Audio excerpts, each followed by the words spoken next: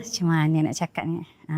Kamal, Ika kan duduk numpang rumah Mak Melah ni kan? Kesian Ika. Rumah Mak Melah ni kecil, tak selesa dia. Tapi kalau tiba-tibalah Kamal nak buat amal jariah, nak tambah pahala, nak masuk syurga, bolehlah sedekah-sedekah sikit kat kita orang. Saya faham, Mak Melah. Tapi tak kisahlah kecil ke besar ke, yang penting Mikael dengan Zulaikha tu ada tempat berteduh. Tapi Mak Melah jangan risau, nanti bab tu saya akan uruskan. Tapi saya memang dah niat dah pun. Saya nak bagi sebagai tanda terima kasih lah sebab Mak Melah tolong jagakan Mikael kan. Kak Amal ni. Aduh, hai. Tak payahlah. Ni je.